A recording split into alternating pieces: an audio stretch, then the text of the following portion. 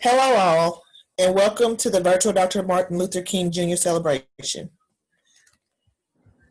Although we missed you seeing you in person this year, we are so glad that you are viewing our pre recorded event today. Due to COVID 19, we could not host our regular event at St. Monica's Church, but hope that we will be able to next year in person in 2021. Today, you will see a spoken word piece by Caden Stone, an 8th grade student at Bardstown Middle School. Caden has been actively involved in speech and drama and pulled pieces from 3 works of literature, Surviving Blackness, Colors, and All Lives Matter, But, to create this performance.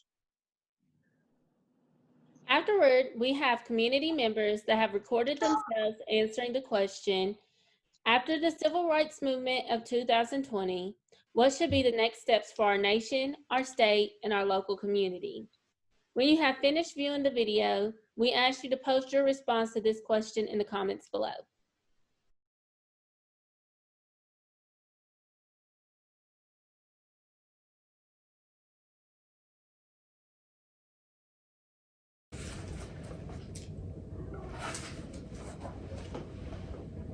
All lives matter, but one, so do black lives. Why do two phrases that should work side by side seem only to divide?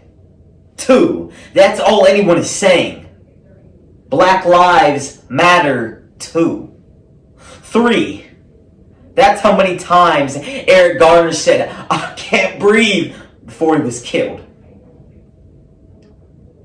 I guess those words only mean stop if you're white.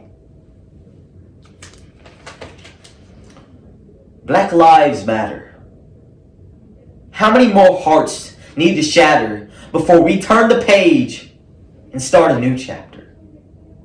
Slavery was abolished. They wrote that in the news, but the headlines I'm reading show that's far from the truth. Because people are still captive to the color of their skin, which none of us can choose. How much more blood needs to be spilled? Will Smith said racism isn't getting worse, it's just getting filmed. That's because this is not the first time a black person has been killed. Dear racism, we have been here before, have bowed our heads in prayer. Our black hands joined together, waiting for grandma's lips to bless the food. O country of mine, you are the ugly beast, you bother of a breath. You hush of terror, you liberty to no father.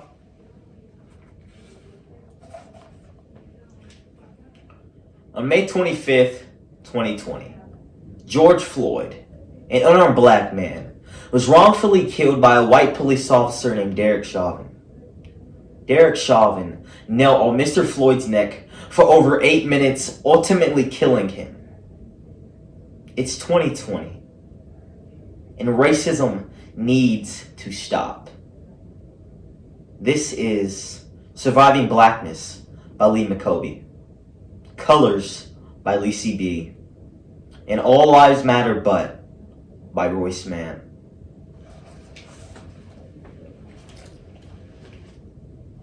15, that's how old Cameron Sterling was when he lost his father. 15, that's how old Cameron Sterling was when he said we must protest the right way. 15, so why were 20 officers shot in retaliation when all that separates black and blue is a few shades? It's happened over and over again. They say repetition is the definition of insanity. So what is that saying? This world is broken and it needs to change? This has been happening since the beginning of an age, since Abel and Cain. They even killed Jesus when he came. If I could take off my skin and leave it at your door and you couldn't see my color anymore, would hearts be worth fighting for?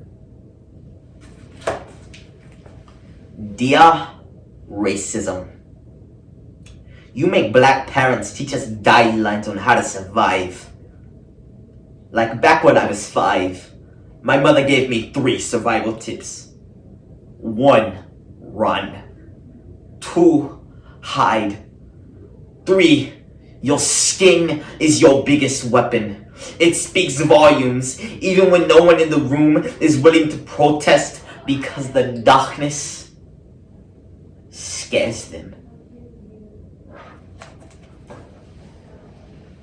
It's been 56 years since the Civil Rights Act was passed, and supposedly everyone became equal. Well, guess what? We're in 2020, and films about equality are still a part of the fantasy genre.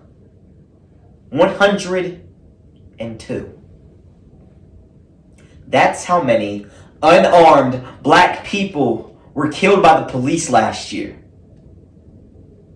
1 is 1 more than that number should have been.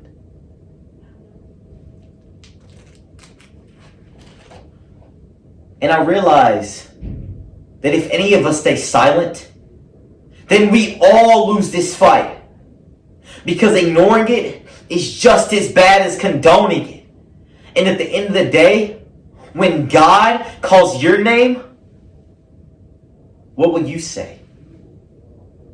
So we need to all come together and stand behind this one statement. Black Lives Matter. Dear racism. My headmaster also gave me 3 survival tips. 1. Speak well, and those who deem you inferior will let you dine with them. 2. Smiling is the second way to be subservient after silence. So black child, you better smile. 3. I don't know. There were so many others she gave me. And there's so many other reasons I could put down. But let me just put this. 3. Speak well. Because you will always get judged. I can't breathe. I repeat, I said, I can't breathe. While the police was choking the life out of me. Like, was it really past my curfew? Because you know, my blackness is alive 24/7. It cannot be paused. I live in this KKK wonderland called America, the KKK Disneyland. And I'm not sorry. Peace, sound, mind.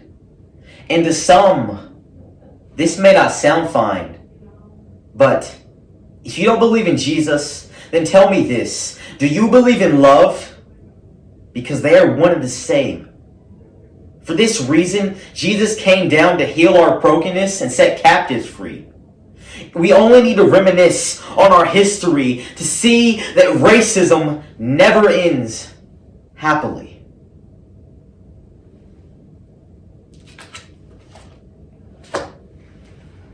Yeah, racism. I understand it now.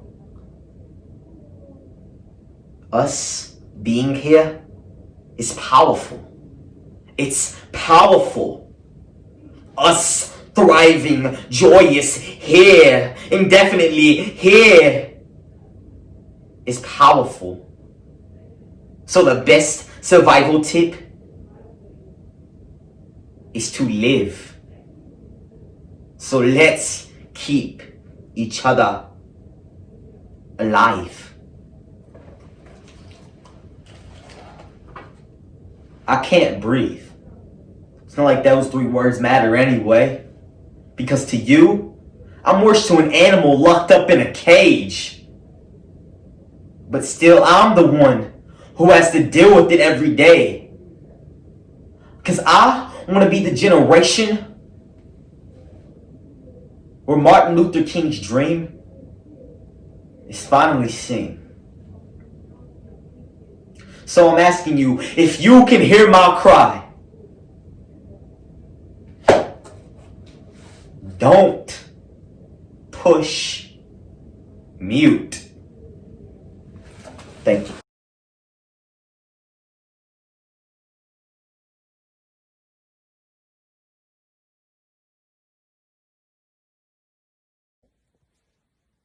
Looking back at 2020 and our historical past, I thought it'd be appropriate in this situation to look back at Dr. Martin Luther King Jr.'s book, Where Do We Go From Here? In this book, I agree with some of the points that Dr. Martin Luther King Jr. makes. In that first, we look at, we must come together as a group. We must have a group conscience. We must have a group mindset, and we must be moving in the same direction for a common purpose with the common goal. I also agree with Dr. Martin Luther King Jr. that as Black people, we must put Black interests first, and we must come together to compete economically and create Black power. I also agree with Dr. Martin Luther King that we need to focus on our Black pride and Black culture and stop avoiding our Blackness. Another thing that Dr. Martin Luther King Jr. Discusses in the book, which is also very important to me, is looking at how we raise our children and making sure, that we are giving our kids a sense of belonging. We're giving them the love that they need, the care that they need, and that we're ensuring that they get the education that they need. I would also say on that, we must educate our kids also outside of the school, not just at the school. We must take the opportunity to fill those gaps and even expand on that education where some of those things are not covered within the school system. After the civil rights movements of 2020, the question that now arises is, what should be the next step for our nation, state, and local communities? The Black Lives Matter movement of this past summer has brought about a deep awakening of systemic racism in all our daily lives. We had the George Floyd, Breonna Taylor, and other killings tangled with the mass uprising in our nation. Dealing with the constant divisive rhetoric of President Donald Trump and his constant denial of white supremacy tactics has been a major roadblock in helping to heal the emotions that were running rampant around the country. We need to continue educating our communities about the real truths that hold us back as a nation and bring about unity instead of division. To bring about true equality in our communities, we need to bring more representatives to the table that look like the makeup of our schools and our towns. Finally, get involved, ask questions, research, back those that are making necessary change in your nation, state, and local communities. Get involved with your local and state organizations. Together, we can make for a positive future. As the late Dr. Martin Luther King Jr. stated some time ago, the ultimate measure of a man is not where he stands in moments of comfort and convenience, but where he stands at times of challenge and controversy. In the end, we will remember not the words of our enemies, but the silence of our friends. Thank you so much, and God bless you. Thank you again for this opportunity. My name's Jacqueline Barbara Glenn. And where do we go from here? First of all, I think we need to acknowledge that there's a problem. And a lot of our counterparts, our white friends, have still not acknowledged that there's an issue in America. I'm hoping that this incident that happened at the Capitol, the very roots of patriotism, that has opened their eyes, that there is a problem. In order to move forward, we've got to start having those uncomfortable conversations. We've got to go into those uncomfortable rooms. Until there's a problem acknowledged, we can't address the problem. Right there in Bardstown, we're still asking for justice for Jamie. We're still saying her name, Breonna Taylor. So I think what's next, hopefully, with Joe Biden and Kamala Harris coming in, I think that's a light at the end of the tunnel. Hopefully things will change, start turning around in our government, because we all know that issues stem from the top. So once we get the top straight, maybe it'll trickle down to other people. So I'm hopeful today. I'm grateful for incoming Joe Biden and incoming Kamala Harris. But where we go from here is acknowledging that there's an issue, addressing that issue, having those uncomfortable conversations that we've been very leery about having, and go from there and be open. We've got to open our hearts. We got to open our minds to hear things that we don't want to hear. And hopefully it's a brand new day. As Jesse Jackson used to say, we've got to keep hope alive. But I'm hopeful today, and I hope you are too. After many events, movements, and even protests of 2020, truly the spotlight has been, and I believe it still is, on our nation. So where do we go from here? It is said that some of the greatest trials can produce some of the greatest triumphs, even changes. Now those trials help us to see and recognize the truth. Yes, racism still exists, and it has evolved. But we as a nation, especially as African Americans, can no longer give it any power over us. Most of us know that we have to be twice as good to even have a chance of being considered equal. Now those trials force us to have tough conversations that make us feel uncomfortable. Where have we fallen short as a nation, as a state, and as a town or community? When we start to answer those questions, we begin the process of not only changing our culture and norm, but also building stronger families and even successful communities. And finally, those trials empower us to move, take action, stand up. We witnessed many things in 2020 that made the nation uncomfortable, sad, even angry and embarrassed. So we protested, we spoke up. Question is, what's next? The winds of change are blowing, so to speak. So we have to act. We have to come together. We have to be more involved in the educational success of our kids. We need programs for youth and even families that are struggling. We need more black businesses in our community. And we need to do more and demand more to preserve our historical buildings as well as our history in this community. Every church, even the churches, should affect the community that surrounds them. Let us be people of God, not religion or routine. And yes, we still have work to do. So let's be a nation, a state, and a community under God. Amen. God bless. I'm Brenda Joyce Ford Ware, and I've been asked an interesting question posed to many after the civil rights movement of 2020.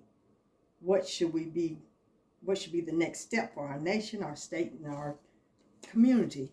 And I just jotted down a few things. First of all and foremost, to me, the first thing that for our state, community, and nation is to put God first. I think that's very important. He's just too important to leave out, and he's been left out of so much. So we've got to get back to putting God first. Second of all, we've got to get back to love and respect. Love and respect. If we have love for one another, we'll respect one another. If we respect one another, we can have love for one another. They go hand in hand. And third, accountability. It's no more turning our heads and just letting go. We have to have accountability. When we do things, there's always a consequence. And we have to have that accountability. God, love and respect, and accountability.